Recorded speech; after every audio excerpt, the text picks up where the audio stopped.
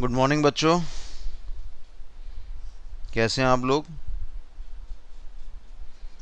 आज कुछ बात मैं आपसे डिस्कस करने आया हूँ।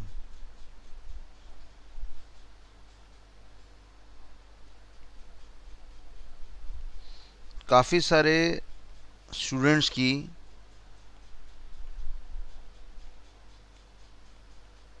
ड्रीम जॉब होती है।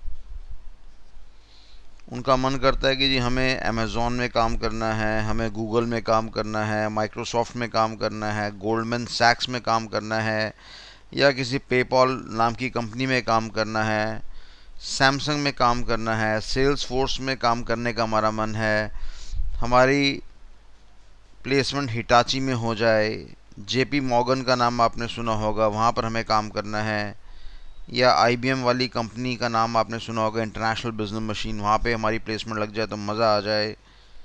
डेल कंपनी बड़ी फेमस है। साथ ही साथ डिलॉयट की बात करेंगे, डिलॉयट आपका बिग फोर की कैटेगरी में आती है। केपीएमजी का नाम भी आप लोगों ने सुना होगा। या हमारी कंपनी ईएनवाई में लग जाए, अर्नेस्ट एंड यंग में लग जाए, या हमारा नाम एयरटेल के अंदर आ जाए, या मर्सिडीज बेंज की कैटेगरी में हम काम कर लें,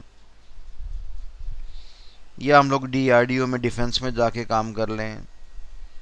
यानी ये बहुत बड़े बड़े ब्रांड्स हैं हमारे पास। एनवीडिया में काम कर लें, इंटरनेशनल ब्रांड्स हैं। और काफ़ी बच्चों का सपना होता है कि हमें इन कंपनी में नौकरी मिल जाए। अच्छा, आजकल बहुत बढ़िया बात ये भी हो चुकी है कि ये जो बड़ी बड़ी कंपनीज हैं, अमेज़ॉन, गूगल, माइक्रोसॉफ्ट, गोल्डमैन सैक्स, PayPal, Samsung, Salesforce, Hitachi, JP Morgan, IBM, Dell, ये जितनी बड़ी बड़ी कंपनी हमारे पास हैं, ये स्किल्स पे बहुत बिलीव करती हैं। इनका सिंपल सा क्राइटेरिया है कि बच्चों आप हमारे पास आओ, आप हमें इंटरव्यू दो और जॉब ले जाओ। कहते हैं हमारा इंटरव्यू क्लियर करो, हम आपके टेस्ट लेंगे, टेस्ट क्लियर करो, उसमें अगर आप पास हो जाते हो बहुत बढ़िया। आपका कॉलेज में क्या स्कोर रहा उससे मतलब नहीं है, क्या मस्ती करी उससे मतलब नहीं है। हमारा टेस्ट, हमारा इंटरव्यू क्लियर सेक्शन कर दो और अपना एक मोटा लेवल का जॉब ले जाओ। और ऐसी छोटी कंपनियों में, या ऐसी बड़ी कंपनियों में, छोटी तो नहीं कह सकते, ऐसी बड़ी कंपनियों में छोटे पैसे नहीं मिलते हैं, बड़े मोटे मोटे पैसे मिलते हैं। तो यानी कि हर बच्चा ऐसी ऑर्गेनाइजेशन में क्या चाहता है, अपनी प्लेसमेंट चाहता है। प्लेसमेंट को फॉलो करने का एक रास्ता है हमारे पास कि ऐसी ऑर्गेनाइजेशन में अगर हमें जाना है तो हमें क्या करना पड़ेगा। हमें सबसे पहले ना एक भाषा सीखनी पड़ेगी, लैंग्वेज सीखनी पड़ेगी। जो लैंग्वेज हम सीखने की बात कर रहे हैं वो Hindi, English, Marathi, Bengali, French, German, Spanish की बात नहीं कर रहे। हम जो बात कर रहे हैं, जो लैंग्वेज हमें सीखनी है, वो लैंग्वेज कौन सी है हमारी?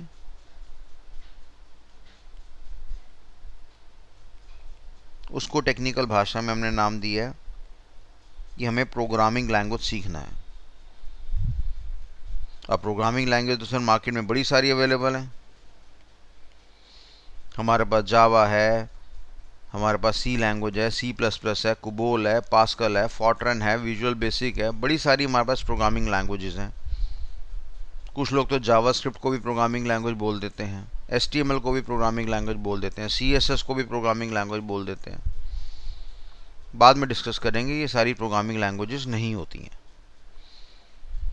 तो हमें प्रोग्रामिंग लैंग्वेज सीखनी पड़ेगी अगर हमें गूगल में जाना है, या अमेज़ॉन में जाना है, या माइक्रोसॉफ्ट में जाना है, या आईबीएम में जाना है, या डेलॉयट में जाना है, केपीएमजी में जाना है।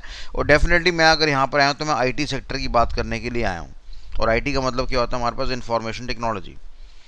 हालांकि डिलॉयट में, केपीएमजी में, ईएनवाई में हमारे एमबीए फाइनेंस वाले बच्चे भी जाते हैं, हमारे चार्टर्ड अकाउंटेंट्स भी जाते हैं।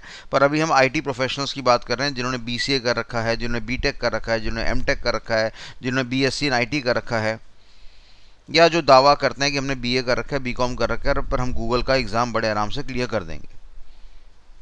तो जो लैंग्वेज हमें सीखनी पड़ेगी वो कौन कौन सी प्रेफर्ड रहती है?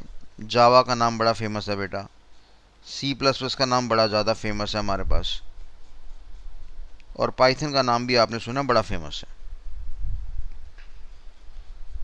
इनमें से कोई एक लैंग्वेज आप सीख लो, और डेफिनेटली आपका इन बड़ी कंपनीज में सिलेक्शन हो जाएगा अगर आपने उनका टेस्ट लेवल क्रैक कर दिया, इंटरव्यू लेवल क्रैक कर दिया। इन भाषाओं के सीखने के साथ साथ हमें क्या करना पड़ेगा, एक बड़ा खतरनाक टॉपिक आता है जिसको हम कहते हैं डीएसए। अगर डी की बात करूंगा, डी से मतलब होता है डेटा। एस की बात करूंगा, एस से मतलब होता है मेरा स्ट्रक्चर। और ए का मतलब होता है मेरे पास एल्गोरिथम। हमें अपना डीएसए स्ट्रॉन्ग करना पड़ेगा, बड़ा फेमस नाम है ये, कि हमें data structure and algorithm strong करना पड़ेगा। जितनी भी बड़ी बड़ी कंपनी के प्रोजेक्ट्स होते हैं वो वही बच्चे बना पाते हैं जिनका डीएसए लेवल क्या होता है, स्ट्रॉन्ग होता है। ये हर आईटी कंपनी की समस्या को, प्रॉब्लम को बड़े हाई लेवल पे सॉल्व कर देता है। एक कंपनी मेरे पास आई, आईबीएम आती है, आईबीएम कहती है जी मेरे को तो ना ये स्विगी जोमेटो की तरह काम करना है, मोबाइल ऐप बनानी है, पर मैं चाहता हूँ ये डिले ना हो, कस्टमर को ये बेस्ट मिले, वो बेस्ट मिले, ये बेस्ट मिले, वो बेस्ट मिले। उसने अपनी सारी रिक्वायरमेंट्स बता दी। तो यकीन मानना है ऐसे प्रोजेक्ट्स को बनाना इतना आसान काम नहीं होता। ये वही बच्चे बना पाते हैं जिनका क्या लेवल स्ट्रॉन्ग होता है, आपका डीएसए लेवल स्ट्रॉन्ग होता है। अब हमें जो डीएसए पढ़ना है वो किसके रिस्पेक्ट में पढ़ना है, किसी प्रोग्रामिंग लैंग्वेज के रिस्पेक्ट में पढ़ना है। प्रोग्रामिंग लैंग्वेज कितनी है हमारे पास, 3 है। जावा है मेरे पास, C++ है मेरे पास, और जाहिर सी बात है पाइथन है मेरे पास। अगर हम प्रेफरेंस की बात करते हैं तो किसकी प्रेफरेंस रहती है हमारे पास, आप जावा पे स्ट्रॉन्ग कर लीजिए, C++ पे स्ट्रॉन्ग कर लीजिए, क्योंकि इस पे स्ट्रॉन्ग करना थोड़ा सा हमें क्या है, डिफ़िकल्ट है किसके मुकाबले में, पाइथन के मुकाबले में। हालांकि पाइथन प्रोग्रामिंग लैंग्वेज, जैसा कि आप जानते हैं कि हम लोग आपको साइबर सिक्योरिटी का भी ज्ञान प्रोवाइड करते हैं, तो पाइथन नाम की प्रोग्रामिंग लैंग्वेज का ज्ञान आपका वहाँ पे साइबर सिक्योरिटी में बड़े आराम से कवर हो जाएगा। और इस श्रृंखला में जो हमने आज स्टार्ट करी है, इसके अंदर हम जावा या C++ को कवर करने का प्रयास करेंगे। फ़िलहाल हम जावा को डिस्कस करने की बात कर रहे हैं कि हम जावा के साथ भी डेटा स्ट्रक्चर आपका सीख सकते हैं, और साथ ही साथ हम C++ का के साथ भी आपका डेटा स्ट्रक्चर या एल्गोरिथम सीख सकते हैं। पाइथन इसलिए मैं प्रेफर नहीं करता क्योंकि पाइथन बहुत इजी लैंग्वेज है। सर ये तो अच्छी बात है, पाइथन के अंदर काफ़ी सारी लाइब्रेरीज हमारी बनी हुई होती हैं, तो कुछ नहीं करना होता, सिंपल लाइब्रेरी से हमने एक फंक्शन को उठाया, फंक्शन का इस्तेमाल करा, काम हो गया। तो सर ये तो बहुत बढ़िया बात है। कल को अगर हम प्रोग्रामर बनना चाहते हैं या कल को अगर हमें डेवलपर बनना है, तो सर कंपनी को तो जो भी काम चाहिए वो फास्ट चाहिए, बिल्कुल जायज़ सी बात है। और फास्ट चाहिए तो फास्ट प्रोग्राम की डेवलपमेंट तो हमारे पास बड़े आसानी से हो जाती है, किसके द्वारा, प्रोग्रामिंग लैंग्वेज के द्वारा। और उस प्रोग्रामिंग लैंग्वेज का नाम हमारे पास क्या है, पाइथन है। तो सर हमें तो पाइथन सीखना चाहिए। पाइथन भाषा सीखने में आसान है C++ के मुकाबले में और जावा के मुकाबले में। और जो आसान चीज़ होती है, कंपनी वाले ये महसूस करते हैं कि इससे बच्चा स्ट्रॉन्ग नहीं होता। अगर सब कुछ बना बनाया मिल जाएगा प्रोग्रामर को तो उसका जो लॉजिक बिल्डिंग है वो बढ़िया नहीं है। ऐसी भावना अभी भी है गूगल के पास, अमेज़ॉन के पास, IBM के पास, माइक्रोसॉफ्ट के पास, एनवीडिया के पास। ये सब फील करते हैं कि यार ऐसे लोग स्ट्रॉन्ग कैटेगरी के नहीं होते, इनका जो लॉजिकल माइंड है थोड़ा कमज़ोर होता है, क्योंकि हर चीज़ के लिए बना बनाया टूल मिल जाता है। तो जब ये बड़ी बड़ी कंपनी क्या करती हैं, जब ये बड़ी बड़ी कंपनी सिलेक्शन करने का प्रयास करती हैं, तो ये एक ऐसे इंसान को सिलेक्ट करना चाहती हैं जो दिमागी तौर पे काफ़ी तंदुरुस्त रहे, जो दिमागी तौर पे काफ़ी स्ट्रॉन्ग रहे। और वो बच्चा दिमागी तौर पे कब स्ट्रॉन्ग रहेगा, जब वो जावा के साथ क्या करेगा, जावा के साथ डेटा स्ट्रक्चर को पढ़ेगा, जब या वो C++ के साथ डेटा स्ट्रक्चर एल्गोरिथम को पढ़ेगा। क्योंकि इन भाषा के कॉम्बिनेशन के साथ पढ़ने में डिफ़िकल्टी का लेवल ज़्यादा होता है, कठिन होता है। आई बात समझ में भाई। अगर मैं एक VIP आदमी हूँ और मैं पैसा खर्च सकता हूँ तो डेफिनेटली मैं किसको रखना चाहूँगा, मैं ब्लैक कैट कमांडो को रखना चाहूँगा। बात समझ में आ रही नहीं आ रही है।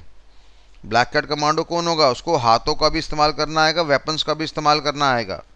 और मेरे पास एक बच्चा ऐसा है जो बॉडी बिल्डिंग कर कर आ गया, प्रोटीन पाउडर खा कर आ गया और एक हथियार लेकर बैठ गया। अब मेरे को पता है ये आदमी पिटेगा, जब इसको हाथ से फाइट करनी पड़ेगी तो पिटेगा, इसके बाद टेक्निक नहीं है, मार्शल आर्ट इसको नहीं आता। और ये जो ब्लैक कैट कमांडो है ये एक नस दिवाएगा, बंदे को लटा देगा। तो कठिन आदमी कौन है मेरे पास, ब्लैक कैट कमांडो है। तो अगर मैं VIP आदमी हूँ, मैं पैसा खर्च सकता हूँ, तो मैं किसका इस्तेमाल करूँगा, ब्लैक कैट कमांडो का। एक तो रीज़न कंपनी का ये होता है। असली रीज़न मैं आपको बताता हूँ क्या होता है। काफ़ी सारे जो प्रोजेक्ट्स जब हम बनाते हैं, कोई भी प्रोजेक्ट हम जब बनाते हैं या कोई भी जब हम आईटी की समस्या प्रॉब्लम सॉल्व करते हैं, तो प्रोसेसिंग स्पीड बड़ा मैटर करती है बेटा। हमारी जो प्रोसेसिंग स्पीड है वो बहुत ज़्यादा मैटर करती है। हम चाहते हैं कि हमने ये प्रोग्राम लिखा, अब ये प्रोग्राम जब हमारा एग्जीक्यूट होगा या रन होगा या जो आउटपुट आएगा वो जल्दी जल्दी आना चाहिए, फास्ट आना चाहिए। तो अगर मैं जावा की प्रोसेसिंग की बात करूंगा या मैं सी प्लस प्लस नाम की भाषा की प्रोसेसिंग की बात करूंगा, तो वो अभी फास्ट मानी गई है किसके रिस्पेक्ट में? आपके पाइथन के रिस्पेक्ट में। सर ऐसा क्यों है भाई? बताएंगे आगे। कंपाइलर और इंटरप्रेटर के बीच में जब डिफरेंस पढ़ेंगे तब हम देखेंगे कि यार हमारा जो जावा है, हमारा जो सी प्लस प्लस है, वो काम करने में फास्ट है किसके मुकाबले में? पाइथन के मुकाबले में। और जो भी हमारा कस्टमर है ना, या कस्टमर कहना गलत शब्द है, जो भी हमारा क्लाइंट है, जो हमारी मोबाइल ऐप को या हमारी वेबसाइट का इस्तेमाल करता है ई कॉमर्स ट्रांजेक्शन्स के लिए, वो सारे के सारे क्लाइंट क्या कहते हैं? वो साफ कहते हैं यार जो भी काम होना चाहिए हमारा फास्ट प्रोसेसिंग की फॉर्म में काम होना चाहिए। तो इसलिए भी हमारी जो बड़ी बड़ी कंपनीज हैं, गूगल हो गया, IBM हो गया, अमेज़ॉन हो गया, गोल्डमैन सैक्स हो गया, KPMG हो गया, डेलॉयट हो गया, EY हो गया, एयरटेल हो गया, सैमसंग हो गया, ये जितनी बड़ी बड़ी कंपनियां, सेल्सफोर्स हो गया, ERP सैप हो गया, इन बड़ी बड़ी कंपनीज में जो भी काम होता है वो डेफिनेटली है उसका बैक सपोर्ट में जो लैंग्वेजेस का इस्तेमाल होता है वो जावा का बड़ा हाई लेवल का होता है, और साथ ही साथ सी प्लस प्लस का लेवल भी हाई होता है। पर फिर भी मैं कह रहा हूँ कि पाइथन इतना गंदा भी नहीं है, कहीं आप सोचो कि बहुत बेकार चीज़ है, तो पाइथन का भी इस्तेमाल होता है। तो धीरे धीरे आज श्रृंखला स्टार्ट करी है। जावा पे भी आपको DSA करवाएंगे, सी प्लस प्लस पे भी आपको DSA कराएंगे, और अगर समय मिला आगे आने वाले फ्यूचर में तो पाइथन में भी आपको DSA करवा देंगे ताकि ये चीज़ आप स्ट्रॉन्ग कर सकें। तो कहने का मतलब ये है कि अगर ये बड़ी बड़े बिग जायंट्स कंपनी में हमें, लेटर से बहुत बड़ी बड़ी कंपनी में अगर हमें नौकरी चाहिए, मोटा मोटा लाखों का करोड़ों का पैकेज चाहिए आने वाले 5 साल में या आने वाले 10 साल में, तो हमें programming language plus data structure algorithm को स्ट्रॉन्ग करना पड़ेगा, और इससे दिमाग बड़ा ख़तरनाक बनता है। ये DSA हमारा एक बेंचमार्क होता है कंपनीज़ के लिए टेस्टिंग करने के लिए कि बच्चा कितना स्ट्रॉन्ग है। अब जो बच्चे BCA करते हैं या जो बच्चे BSc इन IT करते हैं या जो बच्चे हमारे MCA कर लेते हैं या जो बच्चे हमारे BTech कर लेते हैं या जो बच्चे आने वाले समय में MTech कर लेते हैं, ये प्रोग्रामिंग लैंग्वेज जिसको भी कॉलेज के अंदर पढ़ते हैं और आपके डेटा स्ट्रक्चर एल्गोरिथम को भी पढ़ते हैं, पर इनके पढ़ने का अंदाज़ बहुत ही ज़्यादा बेकार होता है। या तो टीचर ज़्यादा समय नहीं देता या बच्चा भी अपनी मस्ती के मूड में होता है, कॉलेज का नया नया शौक होता है, क्रेज़ होता है, तो वो भी टाइम नहीं बिताता है। और उस चक्कर में क्या होता है कि जब भी वो BC या BTech करता है तो उसकी मेन सोच क्या होती है कि जो 15 20 25 पेपर हैं वो मेरे क्लियर हो जाएं, और उसी में उसके ज़िंदगी के 3 साल 4 साल ख़राब हो जाते हैं। और जब इंटरव्यू का टाइम आता है तो उसकी वाट लग जाती है। वो ना तो प्रोग्रामिंग लैंग्वेज के ऊपर सवाल कर पाता है, ना डेटा स्ट्रक्चर के ऊपर सवाल कर पाता है, और इंटरव्यू से फेल हो जाता है, और फिर कहता है कोडिंग मेरे बस की नहीं है, प्रोग्रामिंग मेरे बस की नहीं है। ये बात बिल्कुल क्लियर है कि जब हम कोडिंग की बात करते हैं या प्रोग्रामिंग की बात करते हैं तो वो आसान नहीं है, उसके लिए हमें मेहनत करनी पड़ेगी। है कुछ भी नहीं, बस मेहनत मांगती है, और डेफिनेटली यस मेहनत मांगती है तो पैसा भी देती है बदले में। काफ़ी सारे स्टूडेंट्स हैं मेरे जो 7 साल 8 साल या 10 साल के बाद सवा सवा करोड़ का पैकेज कमा रहे हैं आज की डेट में। तो अगर वो 8 साल के बाद 7 साल के बाद या 10 साल के बाद सवा सवा करोड़ का 1 1 करोड़ का पैकेज कमा रहे हैं, तो ये छोटा अमाउंट नहीं होता बेटा, ये बहुत बड़ा अमाउंट होता है हिंदुस्तान में रह के। हम हिंदुस्तान की बात कर रहे हैं, अमेरिका की बात नहीं कर रहे। अगर आप अमेरिका चले जाते हैं, UK चले जाते हैं, बाहर चले जाते हैं, तो इसको आप मल्टीप्लाई बाय 3x कर सकते हैं, यानी बाहर के संबंध में वहाँ 3 करोड़ का पैकेज उनका रहेगा। तो ये एरिया जितना आपका स्ट्रांग रहेगा उतना आपके लिए बढ़िया रहेगा। साथ साथ हम क्या करेंगे, इस कोर्स के दौरान, इस पढ़ाई के दौरान हम मल्टीपल प्रोजेक्ट्स में काम करेंगे, जो हमें हेल्प करेगा ये एहसास कराने में कि रियल लाइफ केस स्टडीज़ क्या होती हैं, रियल लाइफ तकलीफ़ें क्या होती हैं, प्रोजेक्ट कैसे बनते हैं, प्रोजेक्ट को बनाते बनाते क्या दिक्कत आती है, प्रोग्रामिंग में कहाँ फॉल्ट्स आते हैं। कई बार प्रोग्राम बढ़िया चल रहा होता है, मेमोरी ज़्यादा खा रहा होता है, प्रोग्राम बढ़िया चल रहा होता है, सीपीयू की स्पीड हमारे पास ज़्यादा फास्ट काम नहीं कर पाती, स्लो होता है। तो हमें जो भी प्रोजेक्ट बनाना होता है वो ऑप्टिमाइजेशन के हिसाब से बनाना होता है। साथ ही साथ प्रोग्रामिंग को करते करते, क्योंकि हमें इंटरव्यू क्रैक करना है, तो कुछ थ्योरी के सब्जेक्ट्स भी हमें क्या करने पड़ेंगे, आपके स्ट्रॉन्ग करने पड़ेंगे। थ्योरेटिकल कॉन्सेप्ट्स हमें स्ट्रॉन्ग करने पड़ेंगे, जो कई बार इंटरव्यू में पूछ लिए जाते हैं। काफ़ी सारे बीसीए वाले बच्चों से मिलता हूँ, बीटेक वाले बच्चे से बोलता हूँ पूछता हूँ, बेटा सिस्टम सॉफ्टवेयर कितने तरह के होते हैं, सिट्टी बिट्टी गुल हो जाती है, उल्टी सीधी बातें करते हैं। पहला, हमें तो पढ़ाया ही नहीं। अभी आपने क्या करा, आपको भी तो पढ़ना पड़ेगा, आपको पढ़ाया नहीं तो।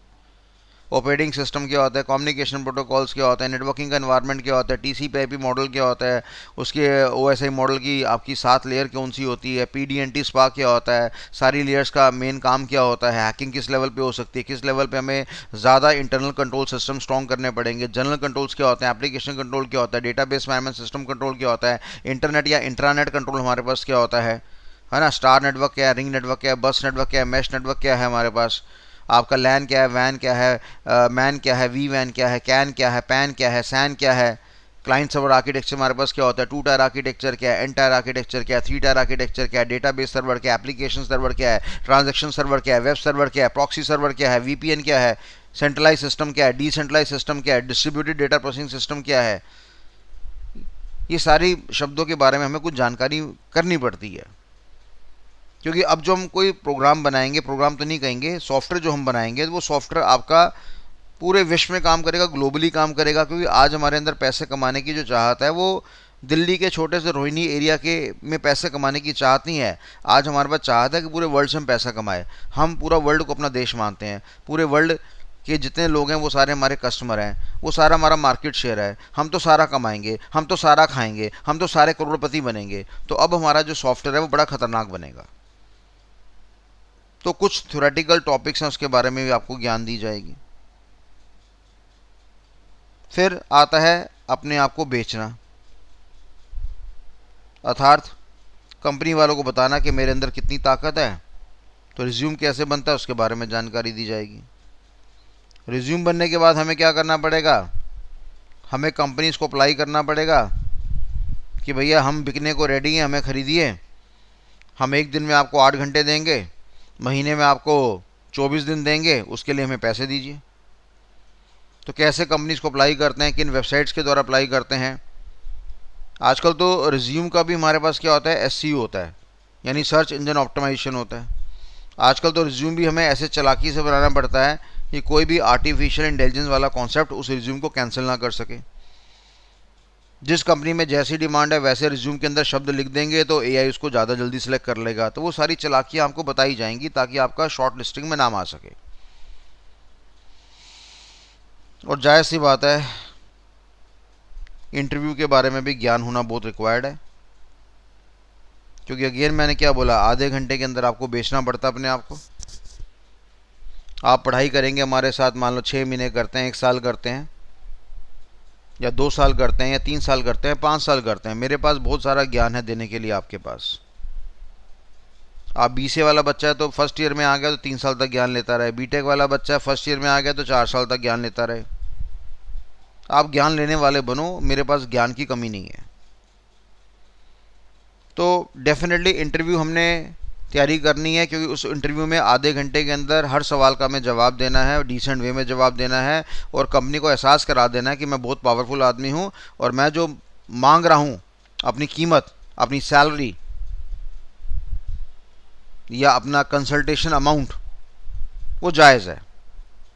तो डेफिनेटली यस, वो इंटरव्यू में आपको बताया जाएगा कि किस तरह से आपको चीज़ों को एक एचआर मैनेजर के सामने लेकर आना है।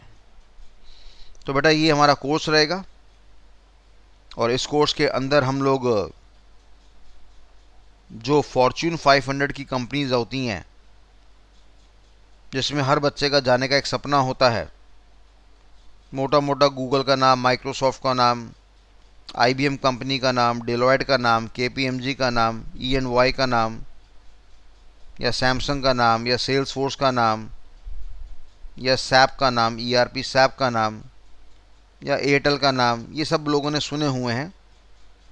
और इसके अलावा भी जोमेटो वाला, स्विगी वाला, जेप्टो वाला, ब्लिंकिट वाला, ये भी बड़े मोटे पैकेज प्रोवाइड करते हैं बेटा। प्रोडक्ट कंपनीज क्या होती हैं, सर्विसेज कंपनी क्या होती हैं, उन सब के बारे में आपको जानकारी देंगे। तो यानी कहने का मतलब है, अगर हम बड़ी कंपनी में जाना चाहते हैं या फॉर्च्यून 500 कंपनी में जाना चाहते हैं, तो उसका जो गेटवे है, उसका जो रास्ता है, वो यही है कि प्रोग्रामिंग लैंग्वेज का ज्ञान तगड़े वाला होना चाहिए और साथ में डीएसए का ज्ञान तगड़े वाला होना चाहिए। ये ज्ञान अगर आपका तगड़े वाला होगा तो आपका सिलेक्शन बन जाएगा। ठीक है जी। अब यहाँ पे सिस्टम लेवल डिज़ाइनिंग की बात भी होती है। डीएसए के अंदर ही हमारे पास क्या होता है, सिस्टम लेवल डिज़ाइनिंग की बात होती है। वो सिस्टम लेवल डिज़ाइनिंग क्या होती है देखेंगे आने वाले समय में। फ़िलहाल इस लेक्चर के बारे में हम ये जानकारी दे रहे हैं। ये सीरीज़ आती रहेगी, अपने फ्रेंड्स को आगे स्प्रेड करते रहिए, अपने दोस्तों को फैलाते रहिए और इस सीरीज़ का मज़ा उड़ाते रहिए। जैसे जैसे मेरे को समय मिलेगा मैं डालता रहूँगा। यूट्यूब चैनल को हमारा फॉलो कर लीजिए और मेरा नाम विकास कपूर है।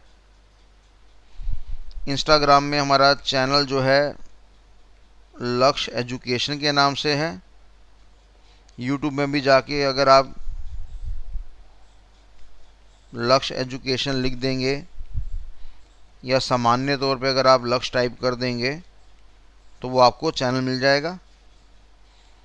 दो चीज़ें तो आपने ज़रूर करनी है, यूट्यूब को फॉलो ज़रूर करना है और साथ में इंस्टाग्राम को भी फॉलो करना है।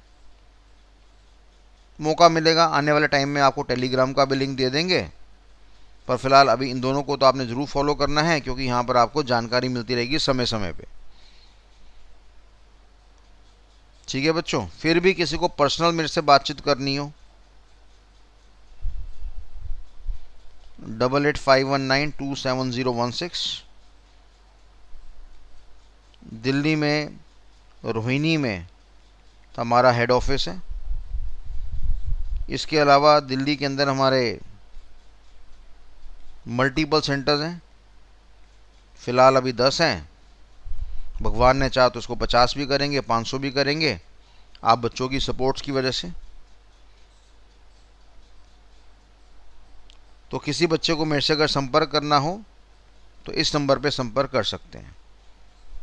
अगर मैं फ़ोन किसी कारण से नहीं उठा पाता तो मैं कॉल बैक करूँगा आपको, मेरी प्रैक्टिस होती है।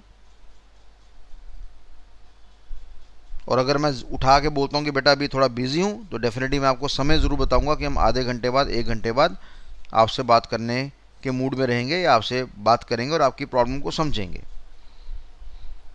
तो ये उन बच्चों के लिए कोर्स रहेगा जो छोटा कमाने की सोच में नहीं बैठे,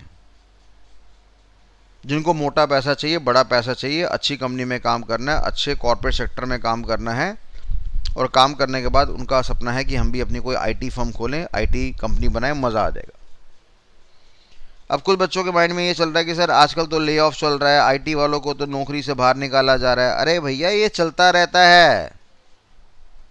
आपने स्टॉक मार्केट का नाम सुना है, शेयर बाजार का नाम सुना आपने, आपने क्रिप्टो करेंसी का नाम सुना है, बिटकॉइन का नाम सुना है, इथीरियम का नाम सुना है, सोलाना का नाम सुना है, डॉज कॉइन का नाम सुना है, XRP का नाम सुना है, SUI का नाम सुना है, ब्रेड का नाम सुना है, रेंडर का नाम सुना है।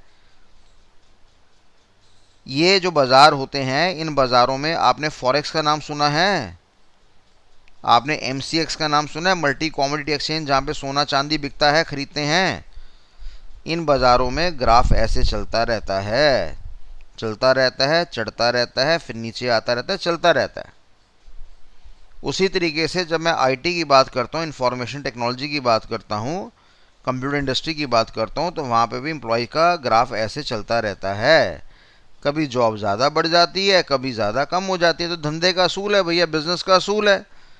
बिजनेस कोई स्टैटिक थोड़ी होता है, सामान्य थोड़ी होता है। आईटी वाला बच्चा बड़ा परिचित है, इसलिए वो कहता है कि पहले 3 साल में, 4 साल में इतना पैसा इकट्ठा कर लो कि अगर कंपनी वाले बाहर निकाल देंगे तो मैं अपनी कंपनी खोल के बैठ जाऊंगा या आराम से बैठ के पैसा खा लूंगा। तो ये नेगेटिव लोगों की बातें होती हैं। 2 तरह के बेटा बच्चे होते हैं हमारे पास। एक वो बच्चा होता है जो पॉजिटिव सोचता है और एक वो बच्चा होता है जो नेगेटिव सोचता है। तो आपको पॉजिटिव सोचने वाला बनना है। हर चीज़ में सुंदरता आपको देखनी है। आप गाड़ी में बैठे हैं, आप गाड़ी में जा रहे हैं, देखो कितने बढ़िया मौसम है, कितने बढ़िया लोग हैं, महसूस करो कितनी बढ़िया लाइटें लगी हैं, सब कुछ बढ़िया चल रहा है, ट्रैफिक में भी खड़े होने का कितना आनंद आ रहा है, ये महसूस करो। और एक होता है नेगेटिव आदमी, अरे यहाँ तो गड्ढे हैं, अरे यहाँ तो रोड्स बढ़िया नहीं है, अरे यहाँ तो ट्रैफिक है, अरे हिंदुस्तान में तो गर्मी है, अरे हिंदुस्तान में तो कमी है। ये सोच के आदमी अगर आप बन गए तो आपका बेड़ा गर्क आज भी है, कल भी है, कभी जीवन में तरक्की नहीं कर पाओगे आप। और ये सोच के अगर आप आदमी बन गए कि हर चीज़ का लुफ्त उतार रहे हो, गर्मी है तो उसका मज़ा ले रहे हो, सर्दी है तो उसका मज़ा ले रहे हो, मानसून है तो उसका मज़ा ले रहे हो, हर समय मज़े लेने की आदत है आपकी, अगर आप ऐसे व्यक्ति बन जाएंगे तो बहुत ही ज़्यादा कामयाब रहेंगे। ठीक है जी। तो अगेन आई रिपीट, किसी को अगर कोई संपर्क करना है, बातचीत करनी है, तो इस नंबर पे मेरे से बातचीत कर सकता है। चलिए, आज के लिए इतना ही काफ़ी है, बाकी आने वाले लेक्चर में आपसे बातचीत करते रहेंगे।